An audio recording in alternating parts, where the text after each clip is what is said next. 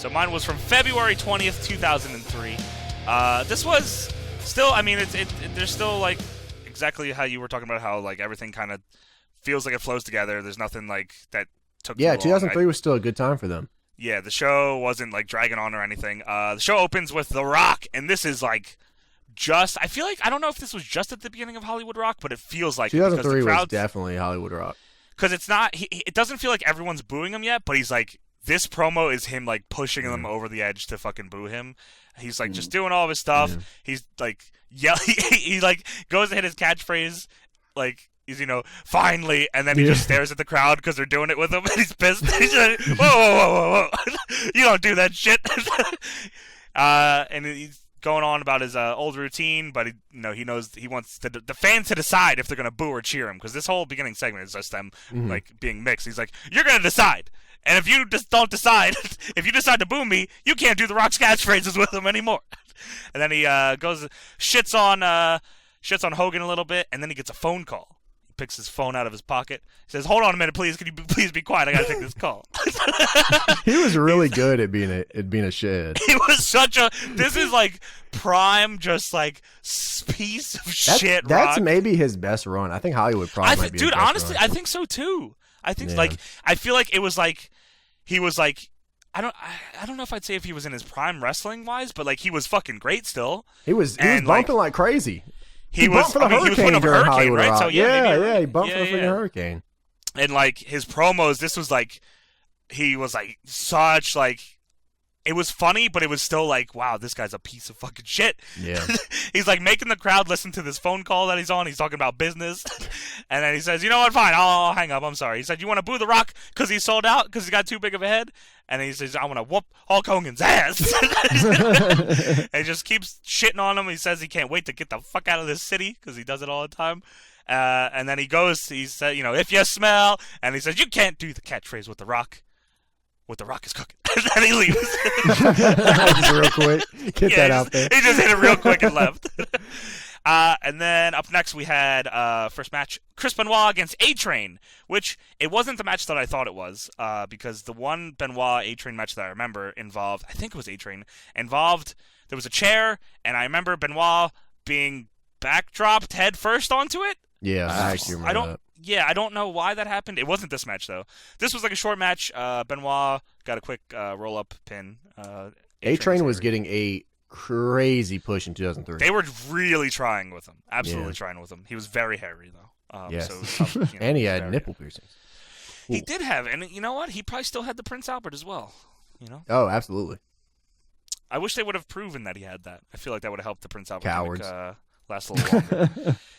Then we go backstage. SmackDown's #1 announcer, Funaki, trying to get an interview with The Rock, but he's stopped by two guys that are security guards standing at The Rock's door, and he says, "Get the fuck out of here! You can't interview The Rock." And he's sad and he walks away. And that's Funaki in 2003. Dude, I don't know how long that went on for, but it's legendary because everyone knows him as SmackDown's #1 announcer. It went on just forever. as much as they remember him as Kai and Tai. I feel it was like still going on in 2005. 2007. Right, I was going to say, I feel like even 2007. Yeah. It's still going on today. He's still #1 announcer. I was going to say, he still does it. Forever. Then we move on to Rikishi against Johnny Stamboli, as we were just talking about Relic. With the hat? Did he have the hat? He did have the hat, and he had Nunzio with the big jacket, and he had Chuck Palumbo with the white tank top on. So they were... Gabagoo. Yeah, they were Gabagoo, and they were full-blooded Italians. So, dude, I didn't expect anything from this fucking match, because I don't really... I mean, Johnny Stamboli, I remember doing, like, the back handspring gimmick, but, like, I don't remember him doing much else. It wasn't, like, a crazy match, but the match, like, starts, and, like, 10 seconds in, fucking Stamboli gorilla presses this motherfucker, and then hoists him up even higher. Like, he does, the half press, and then the full press, and then just slams Rikishi. This dude's gigantic. I'm like, how the fuck did they not try to do more with Johnny Stamboli after seeing how fucking strong this guy I love the is? gorilla press slam. I don't think many people use that anymore, do they? No one's big anymore. Everyone's 5'7".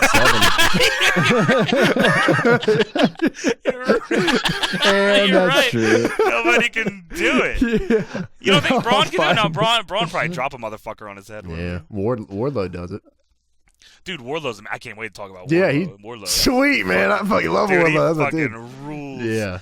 He's dangerous. So Rikishi wins this, and then he gets jumped by Palumbo and Nunzio and Stamboli, and they beat him down. And I don't know if this was early FBI. It kind of felt like it because it felt like they were trying to like establish Nunzio as like little man but big mouth, and you know had his henchmen. So like they do this weird spot where Stamboli and Palumbo are holding Rikishi's arms, and then Nunzio like takes his jacket off. And he puts his jacket over Rikishi's head. I'm like, oh, what the fuck? They're gonna like execute this motherfucker. Yeah, mafia and then style. And then he just starts doing these like work punches like Rikishi's jacket covered head, and he's like bam, bam, bam, bam, and then he leaves with his jacket. Cool. And that put Rikishi out. I was like, of course it did. It was cool. And then, okay, this fucking backstage segment was kind of weird. It's Kurt Angle. He's in a locker room. He's preparing for the match. They announced earlier that it's going to be the first ever encounter, first match ever between Brock Lesnar and Kurt Angle. Ooh. I was like, whoa, what the fuck have I stumbled upon here? What attire was Kurt wearing at this point? This was all Team Angle stuff. So it was, yes, this was all a track jacket. I don't know if he had. I don't think he was wearing red on this. I think this was just like red, white, and blue. Like God, that Team Angle blue joint with the Team Angle logo on the front. I can't believe they never sold that. God, it's like merch. I guess because they were heels. But like, I feel like that like. It's weird to say, but like that put Charlie and Shelton over just as much as anything else. It did. Yeah, it did. Shit ruled. So, Kurt's backstage, and Charlie Haas is like Kurt's like pacing back and forth. Shelton's just standing there. Charlie Haas is holding the undisputed title, and Charlie's like, "You got it, champ. You're the champ. You're the man. You can do whatever you want. You got Brock. Get him. You can get him. You can take him." And it's like just like 30 seconds of Charlie Haas just like about to cum his pants about Kurt Angle having his fight. And Kurt says there's only one kind of leadership, and that's leadership by example. And he's going to prove how good he is by giving Brock Lesnar his match tonight. You said this was February? Yes. They ran this Kurt and Brock angle all year. Yeah, bro. They ran it past Mania. They ran it like, shit. Yeah. They were the Smackdown dudes. Yep. And then I guess this had to have been one of the early on Los Guerreros segment. It was like, they do the intro and they show them they're walking down a sidewalk and they walk into a mother pushing a stroller with a baby in it. And like, oh, what a cute little baby. Hello, baby. Oh, look at this little fucker. He's a little cute little motherfucker. And they're like talking to her and being nice to the lady. And then they turn around and walk away. And Chavo's like, oh, you know what time it is? And Eddie fucks up like her wallet, her keys, just a bunch of stuff. She's looking at the watch that she had on. He's like, oh, it's like 6 o'clock. I'm like, oh, okay. And Chavo lifts up a baby bottle. He's like, I didn't have anything else to steal. He said you stole everything. This show was I forgot how much I loved them as a team. Like, yeah, they had a lot of fun stuff. Yeah, I feel like they did a lot of those. A lot of people forget Chavo was part of the SmackDown 6. Yeah, I know. They just. I also wrestled Chavo.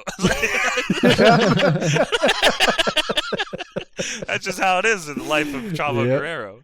Sure. And then Billy Kidman and Rey Mysterio took on Matt Hardy and Shannon Moore. This is full fucking V1 era Matt Hardy, and Shannon Moore is the MF-er, the Mattitude follower. Billy Kidman ran with that gimmick forever, by the way. It was all. I mean, I love the entrance, like it was the weird cool. like Matt Fax and stuff. That was all. Oh awesome. Yeah! Shannon Moore. Billy Kidman's the Cruiserweight champion here. It's so weird. Like I've seen Kidman wrestle like in regular gear for so long, but my brain just can't let go of him wearing a tank top and jean shorts. I just don't know why. Yeah. It's still fucking weird to me. Plus, he's got the haircut at this point. Yeah, exactly. It's like not.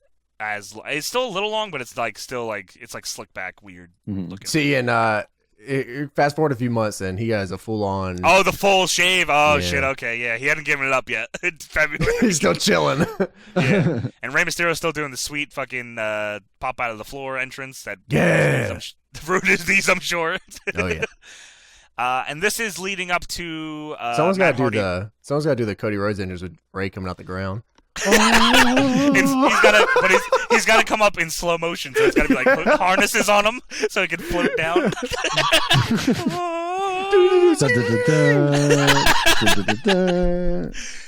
This is leading up to. They're building up to Matt Hardy trying to win the Cruiserweight title. He's trying to weigh 220 pounds. That's what the weight limit was for the Cruiserweight division back then. He was trying to weigh 220 pounds. They stuck to that, too. Yeah, they did for the whole. It was like part of their gimmick. It was like he didn't make weight. Yeah, exactly. Yeah, exactly. And that's what the match. So they cut backstage earlier in the night. They're showing Matt Hardy like he's weighing in. It's like 221.5. He's like, motherfucker. So he takes off his shirt. 220.7. He's like, God damn it. He takes off his shorts. 220.2. He's like, fuck. So he gets butt naked and he gets on the scale. 220. He gets all excited and he hugs Shannon Moore. He's so naked still. Very naked Matt Hardy hugging Shannon Moore in the back. Big celebration. And I think this, I don't know if this was the go home to the next pay-per-view or not. I think it was No Way Out, but it felt like it was close. So I'm pretty sure it was Billy Kidman and Matt Hardy at that show. This was a cool match. These four fucking guys rule. They get all their shit in. A lot of cool spots. They run this angle forever, by the way. I feel like they held on to a lot of these angles for a while because they run Taker Big Show till Mania at least, right? Yeah. And I feel like Tori and Nydia existed forever until then too. It kept going. Is that still going on? I guess too. Yeah, the fuck. It's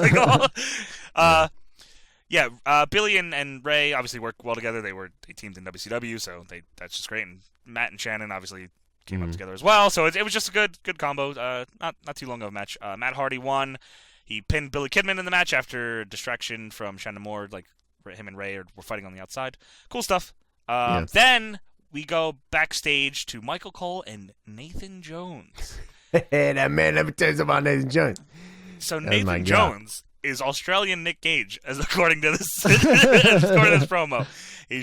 He went to jail for some shit, and he says he appreciates that the Americans have been very forgiving, considering what he has done in his past. But he's looking forward to the WWE Championship, and he has some unfinished business with the biggest dog in the yard. And I'm like, this promo is actually kind of all right. Like, I actually like Nathan Jones. Yeah, like I don't remember being into him, and I feel like maybe that's because of how they ended up with him. Yeah. But like this promo was like pretty good, like for what it was. And then he grabs Michael Cole by the neck. He's like, I forget what he said. He said some shit, but he's just like staring at him. And, because they make Michael Cole get into all the weird fucking angles with big dudes, and he's getting choked and put up against walls. So Nathan Jones looking to. So I guess that obviously also sets up the Mania thing with fucking Taker. Obviously, his goal to be WWE champion was never fulfilled, sadly. Dude, because he was a beast, man. Like this was around the time they were signing all those big dudes, and like, he was definitely one of the better ones. He just didn't fuck with wrestling. Well, it was like him and like Matt Morgan, Heidenreich, like those guys were all kind of like around at the same time, right? Yeah, but Nathan Jones is a beast. Like he was not only tall, but he was like jacked. Like, he was crazy. Yeah, and he was bald. Hell yeah. Oh, so during this entire show, on the stage, there's two gigantic plywood boxes with addressed to The Undertaker from The Big Show. The Big Show has been trying to give Undertaker gifts for weeks now, apologizing for throwing Undertaker off a stage. I forgot about this thing they ran for a while. I think the week before this, they did the Brian Kendrick one where he gave him he sang to him. I'm really, really sorry. Yeah, yes, exactly, yes. I think that was before this. They may have also done one with Canyon singing to him as well. This one is not the Canyon singing one? No, this one is not, no. I think that might have been I think they did this for a couple weeks, honestly. The Canyon one ruled, though. That's like one of my favorites. Well, that's also... is that the same one where he fucking kills Canyon with a chair? Yeah, he does. That in one of the most disgusting chair shots ever. I feel like those disgusting headshots happen every damn week. Yeah, I mean, they did not give a fuck back then. No, I wish it was still like that. So they are using a fucking crane to bring these big ass boxes into the ring, and I'm like, okay, Big Show's in one of these boxes because these boxes are too goddamn big. They need a crane. These are kind of sus. Yeah, they need a crane to get both these in. So to get them in, Undertaker comes out on a motorcycle. You done it now. That's the hell good yeah. Stuff. Yeah. And then he gets in the ring, doesn't get on the mic. He's just staring at these boxes addressed to him. He's got to open them. So Undertaker looks at one of the boxes. He says, "Ah!" Opens the box. Little fucking dog runs out. And that's what the crowd did. Aww. They just all popped the same way. Little puppy dog. He's like, oh, what the fuck? He picks it up in the most like Undertaker way, like by its two front legs. Yeah, like I wish he chokeslammed it, honestly. Goozles this dog. Can that be the picture this week? Choking a dog to death? Chokeslamming a dog. Maybe, we'll see. So hands the dog off to like the fucking timekeeper dude. And he looks at this other box and he knows the Big Show's in this fucking thing. So he runs at it. Big boot, punch. The box. Nothing's in there. He's punching this box. He's not just getting out of the ring or anything. He's punching this box and he's looking inside. And then all of a sudden you hear from afar, ah! Because I guess that was the cue for him to turn around to get a clothesline from the Big Show. Big Show screams so fucking loud. Did you have a soundboard? That sounded like a stock sound effect. I swear, like, I don't know. I guess he didn't trust that Taker would know to feed for this clothesline. But he screams, charges him and hits him with his line. And then he throws Taker into the box. I guess it was supposed to break because he did it like 4 times to the poor guy. It didn't budge. It's like the Kurt Angle Shane thing where yes, exactly, yes. He's like, I'm not afraid of you. I'm not afraid of you. And he chokeslams him. I'm not afraid of you. and then he leaves. Because I guess he thought he was a pussy. Yeah. And then we move on to, of course, a staple of pro wrestling. Pole match. A paddle on a pole match. Sweet. Tori Wilson against Nydia. I don't know. I guess maybe something happened the week before and someone had to get spanked. I don't know. This is also Tori still feuding with Dawn Marie. So Dawn Marie, mad underrated, man. Yes. Mad underrated. Yes, indeed, Poles. I agree. Mad underrated. Was this the Al Wilson thing going on at this time? I don't know if he was around. I don't know if that was out. I mean, you'll tell me later. Was she still feuding with Dawn Marie in yours? Nah, Dawn Marie was not there. Was she gone? Oh, I see. She was murdered. I see. Okay. So, Tori against Nydia. Nydia, Jamie Noble. I don't think he came out with her, but then he went to the back for some reason. I was like, okay, whatever. Tori's getting into the ring, and Michael Cole says, "Oh, it's spanking time." Like, here it goes. Like, oh, great. He's like, Taz, haven't you been in some paddle on a pole matches like this? You've been spanked before? He said, yeah, brother. I've been in many of those. Dude. Yeah, nice. I'm an expert of those, actually. Back at ECW, we had many pole matches.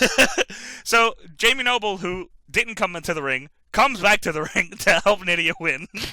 Why? Thank you. Fuck, I don't know, just cause. And then Jamie helps Nydia. That's the love of his life. That's his heart. Yeah.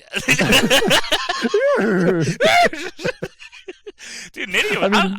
Dude, the Jamie Noble Nydia combo fucking ruled. Like, yeah, I love it. Yeah, I agree. Yeah. The promos they would do from like the trailer park were awesome. Yeah. I was just wondering why he went to the bag and then came back. I don't know. I guess to make it less obvious that he was going to run in, even though it was very obvious, and he did it anyway. So it's like with the Daniel Bryan thing at WrestleMania, where it's like, oh, he's on the stretcher. It's like, what could happen? It's like, oh, you only run this angle 100 times. Yeah, exactly.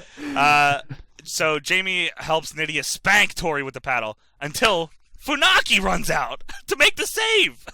Oh my! Saving Tori Wilson from this spanking, because I guess Funaki is either horny or he's just a nice guy. He's like anti-horny. Unless he wanted to spank her. They didn't do that on this show, but maybe on your show they did that. I'm not sure. No, Funaki was involved in something else. Oh, no. Funaki was involved quite a bit. And, interesting. Yeah. All right. Not only I'm just saying, overall, he was... He did a lot. He was a lot. He was good hand, that Funaki. Yeah. He was. Then we go to backstage. Hulk Hogan's trying to get into The Rock's dressing room, but the security guards are still there. And they say, no, dude. And Hulk says, okay, I'm going to go to the ring then. So Hulk comes out to the ring. He grabs a mic, and then The Rock just comes out as well. The Rock does his entrance right after. Hogan didn't have to say a goddamn thing. This fucking promo is all Rock just being fucking The Rock and just shitting on Hogan. He's saying, listen, motherfucker, I made you. This resurgence of Hulk Hogan is because of me. And honestly, Well, that was after he began the promo saying, listen, you know what? I think an apology is in order here. A lot of stuff's been happening. I think there's an apology that needs to take place, and I think you need to apologize to me because he says you called me a rocka jabroni, and I didn't like it. And then he goes on. He's saying, the resurgence of Hogan's because of me, because this is setting up Rock Hogan 2, which I have no fucking recollection of. Do either of you remember that? No, not even a bit. Yes, they had a fake referee. No Way Out. Fake referee. Did Rock get his win back? Yeah, Rock got the win because of fake referee. It was Sylvain Grenier. Oh, the world is Sylvain. Cool. He was the fake referee at the time. It was in Canada, I think, right? Sure. Maybe it might have been, yeah. So the Rock's just like, just shitting on him. He said, whoop-de-doo, Hulk Hogan. Just do it. Oh, what you gonna do, brother? Like, just mocking him. He tries to get the fans on his side again by he goes, and the millions, and they boo, and he's like, what the fuck? He's just giving him a look, and then he does it again, and he says, and millions of Rock's fans behind him. And he says but then he's and also during this, he's holding a bottle of water. He just grabbed it during the beginning part of the promo, just has it the whole time. So I'm like, I feel like his entire Hollywood run, he had a bottle of water with him. Yeah, he did. But I was like, I know this motherfucker's gonna spit on this dude. Yeah. So he says, are you gonna apologize to me or not? And Hogan says, no way, dude. No chance, brother. Is he fucking in Full House or something? No way, Jack. I think you're really spot on Hogan. And he's saying, he's running him down, saying he's not going to apologize for shit, and The Rock is appalled at this. He can't believe it. He says, whoa, Rocky, come on now. The Rock's just having fun. I respect Hogan and everything you do, and I would like for us to shake hands. Also, at this point, when Hogan was firing up, he rips his shirt, but not all the way. So he just has a split shirt that's not all the way ripped, and is just fucking tanned ass titties just flopping around. Shirt didn't sell for me, brother. Yeah. That's not gonna work for me, dude. What's wrong with this shirt, Jack? Bitch. Brother, bitch. Put my shirt over. Rock a jabroni. So Rock's just having fun. He wants a handshake. Dude. And then Hulk reaches out to shake The Rock's hand because he's a fucking idiot. But The Rock spits in Hogan's face. Unbelievable. How could you, dude? He's standing there, fucking spit dripping down his face, shirtless, his titties out, looking like a cum slut. Rocket jabroni. I look like a whore, dude. Why am I dripping, brother?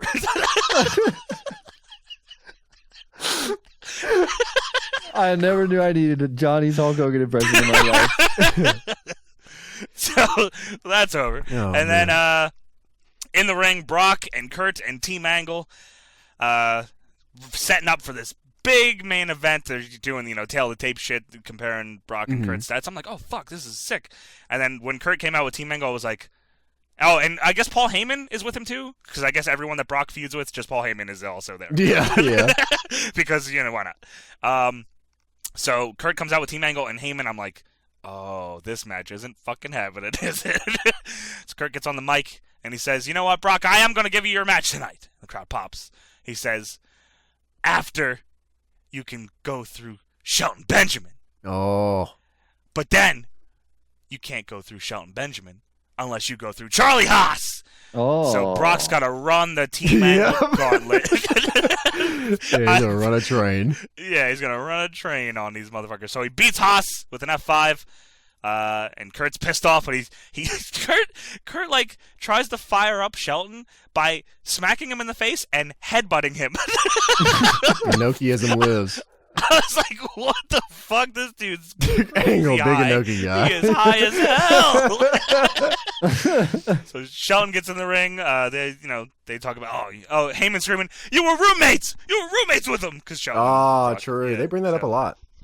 They do like doing that. Yeah. And then obviously Brock beats Shelton. And then Kurt is flipping out. He does not want this match at all. And Paul Heyman's saying, you got this. You got this. You know you got this. So Kurt charges the ring. And he gets into the ring. Brock's a babyface here? Yes. Wow. So he's in the ring. Both in the ring, staring each other down. It's awkward. I'm like, low blow's coming. And then, thwap! Paul Heyman hits Brock Lesnar in the back with a chair. Disqualification. What the fuck?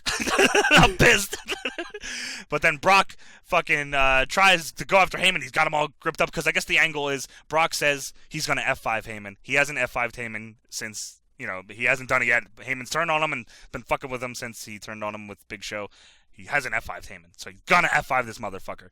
Kurt tries to choke out Brock, but Lesnar fucking flings him out. He just throws him out of the ring like head first.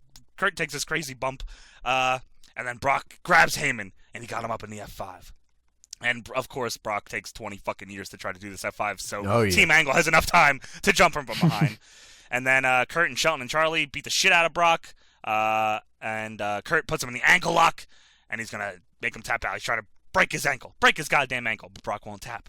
And then here comes, for the save, Edge and Chris Benoit making the save to set up for the pay-per-view match of Team Angle taking on Brock, Edge, and Chris Benoit as SmackDown goes off the air. Oh, that was the ending angle? Yeah, that was the ending spot, yeah. Oh, okay.